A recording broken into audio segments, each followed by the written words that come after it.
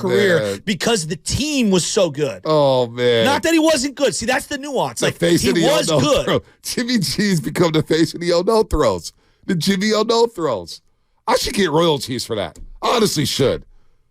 How about Dak Prescott yesterday? Listen to this one.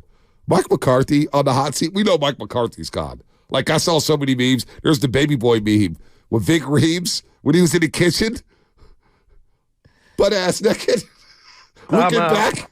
And Tyrus is like, this dude's cooking breakfast naked. And that was Belichick in Mike McCarthy's kitchen. Oh, my God. And Belichick's face. Well, my favorite one was when they show, they're like, who's Bill going to hire as his offensive coordinator? And it was his Labrador from the draft. And they said the Lab is a better play caller than Mike McCarthy. Oh, man. Kenny Caraway, ESPN 1320. When Jerry's looking back at his suite, it's like 20-0. And he's like, you get Bill on the phone yet? They're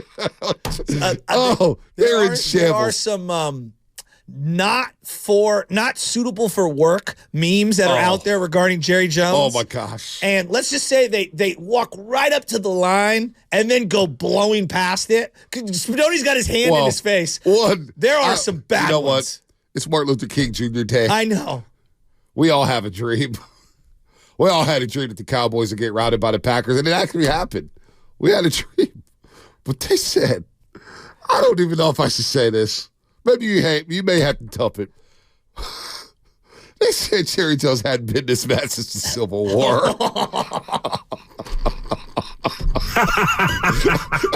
That was I need the laughter. In my life, I need this laughter. Come on, man. I saw so many things. I said, oh, my gosh. It could happen to a better person. Listen, they will never, ever win with Jerry Jones as an owner. They will never, ever win.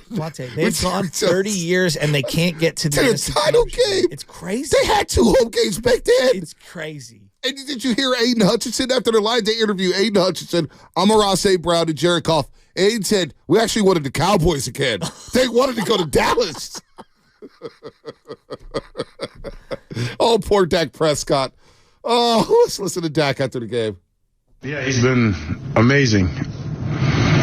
I don't know how there can be, but I understand the business. In that case, it should be about me as well, honestly. I mean, that guy, I've had the season that I've had because of him.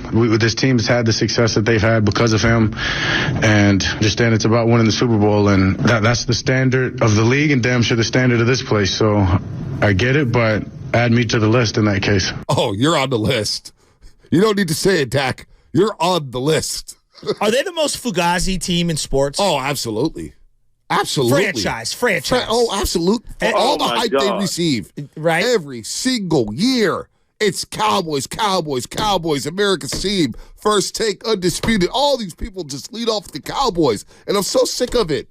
They haven't been to a title game since 95. Is the fakest of the Fugazi Cowboy franchise, the fakest part of it, is it the Skip Bayless part of it? Because I'm going to be real with you. Skip Bayless, like, it's so not even funny. It hasn't been funny forever. Him doing the videos and stomping and fake. Dog, give it up. Well, he's sad. And when you look at Shannon Sharp and Stephen A. Smith video, for example, when Stephen A. Smith said, I told y'all to be patient. Just be patient when it comes to the Cowboys. What a week for Stephen A. What a week, right?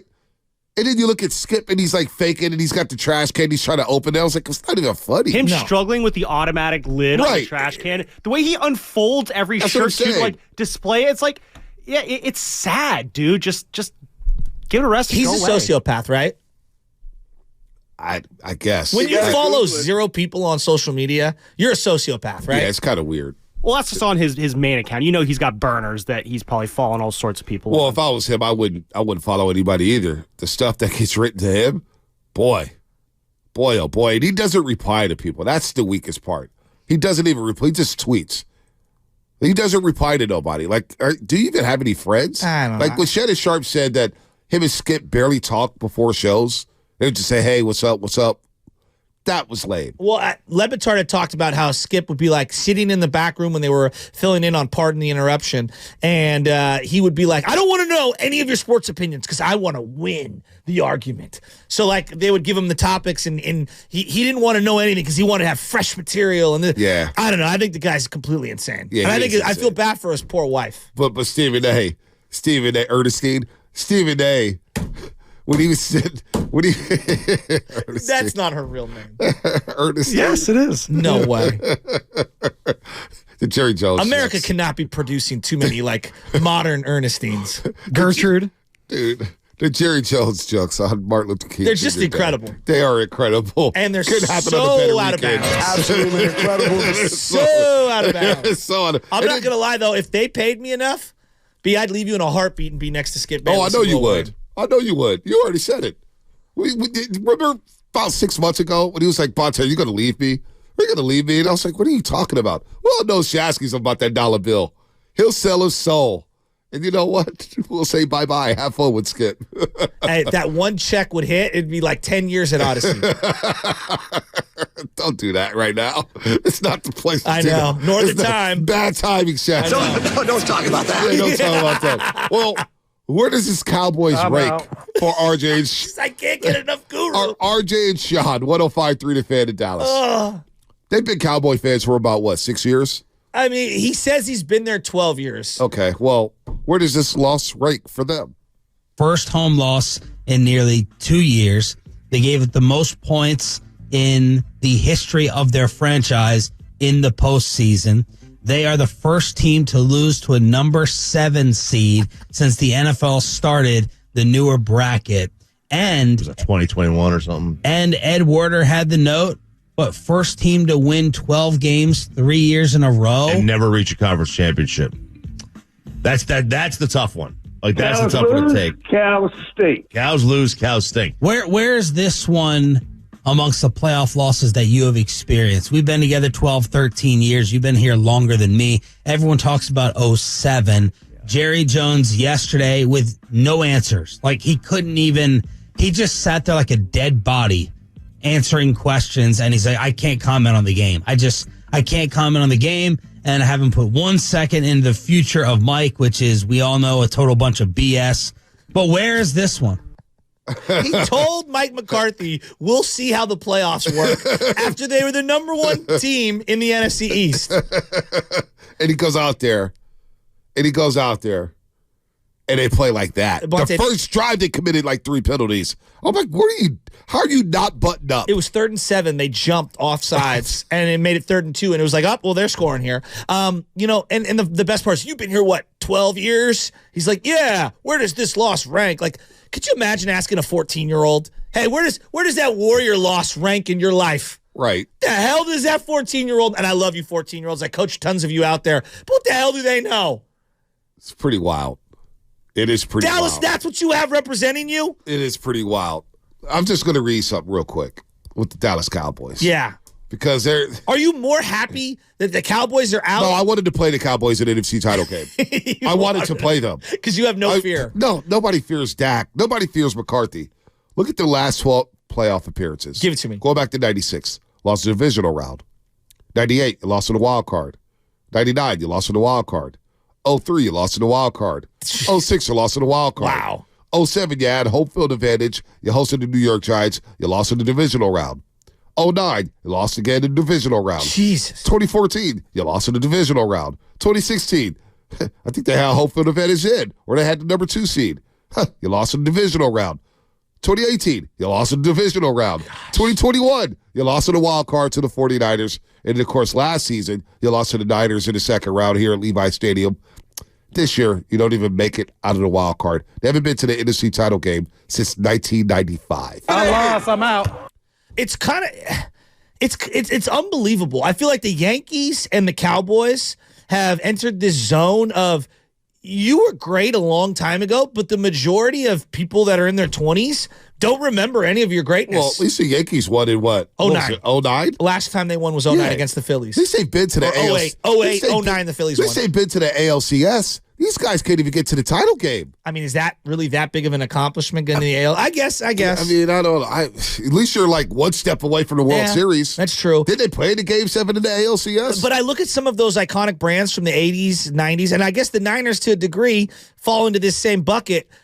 Like the Celtics, the Cowboys, the Yankees. You were good 30 years ago or more. Yep. And so a lot of like the current modern fans that are out there or being formulated as fans now, they don't remember any of your greatness. No. They have no greatness. I mean, their greatness is in the regular season. And they had won 16 straight home games. Like, if I said this to Matt Steinmetz, his head would explode. But since the turn of the century, the Miami Heat have been a more successful franchise than the Boston Celtics. No, it's not even close. But I know, like, the old heads are like, whoa, they're the Celtics. No, it's not close. Right? It's not close. The Celtics have won NBA championship since 1986. Well, since the turn of the century, the Philadelphia Eagles have been a wildly more successful team. Oh, that's a big... than the Cowboys. I believe, if I'm not mistaken, the Houston Texans have more playoff wins. That's crazy. Than the Dallas Cowboys. I looked this up. If I'm just off the top of my head, they've won those AFC South first game of the weekend wildcard games for years. But are we in a position to laugh, even though our team hasn't won a Super Bowl? Yes, we are. We can laugh. We've won some mega games. But we can laugh. We can laugh. We've at been them to 2 Super Bowls. because they get all the attention. They spend all the money. Yeah. They've got the MVP in Dak Prescott. They got the best receiver in CeeDee Lamb. Best this is what they defensive player. say. Best defensive player, Micah Parsons. That's the other thing. Get Micah Parsons' podcast out. Oh, we're going to see them again. We're going to see the Niners again. He's had so much to say, and he's come up short in all these playoff games. And you know what? Dallas is going to end up paying him. Well, did you see all the free agents they have? Yes. I mean, they have got like 13 important free agents up for this year. Oh, they're cooked. They're cooked. New coach, new D coordinator, new offensive coordinator, probably a new quarterback coming. And you know what? The surge of the Commanders, because that's happening. The surge of the New York Giants with Dayball, that's happening. Let me ask you, now that we're here, you brought up the Commanders. You referenced John Lynch earlier today. Yeah, Texans 5 playoff wins, Cowboys 4. That's incredible. Since 2002. Martin Mayhew left. Ron Carthon with the Titans. Thank you. I always mispronounce that. And then now Adam Peters has left the 49ers. Hard for me to disseminate how much a guy has when it comes to influence and things like that in that front office. It's always difficult. Like, who was the guy that pounded the table for Bosa? Who was the guy that pounded the table for Trey Lance? Like, you're talking about polar opposite picks in terms of impact. Is it a big loss that they've lost Adam Peters? Or will time tell? I don't know. Time will tell. Because, you read some articles and they say, well, Adam Peters is responsible for the picks of Drake Greenlaw, George Kittle, and Talanoa Hufanga. So we shall see. Time will tell. Time will tell. Adam Peters also helped the Patriots and the Broncos win some Super Bowls. Time will tell. Apparently, he was a big shot because the Niners kept trying to give him promotions, to give him new titles, give him more money, and now kind of reached that ceiling, right? Because John Lynch is not going anywhere. Shanahan's not going anywhere. So I guess Adam Peters, man, a lot of people said it was a huge loss. I don't know because I don't know the inner workings in their draft room. Is he the head of scouting? Is he the guy scouting with John Lynch? Well, haven't they earned the benefit of the doubt, the 49ers, when it comes to replenishing important people in the building? Yep. Mike McDaniel's loss. It feels like they've replenished that. No doubt. And whether that's, Slowick or any of these guys who also left. LaFleur, the younger LaFleur, had left, and he left with Saleh. They've replaced Saleh with D'Amico Ryans. D'Amico Ryans leaves. Then they replace him with Steve Wilkes. Steve Wilkes get head coaching interviews. Now, I don't know if he'll get a head coaching job, but they've done a really good job replenishing people. We referenced Martin Mayhew and Ron, who left. So, I don't know. I feel like they've earned the benefit of the doubt that they can find replacements. And as long as Shanahan's in place and as long as John Lynch is in place, I believe that they will find some way to keep the thing moving. Yeah, I'm not too concerned about that right now when it comes to Adam Peters in drafting or whatnot. Niners are in a good spot right now. Now, time will tell again. We'll see what happens there. But the coaching staff is in place. Shanahan's in place. The two most important members to me is John Lynch and Kyle Shanahan.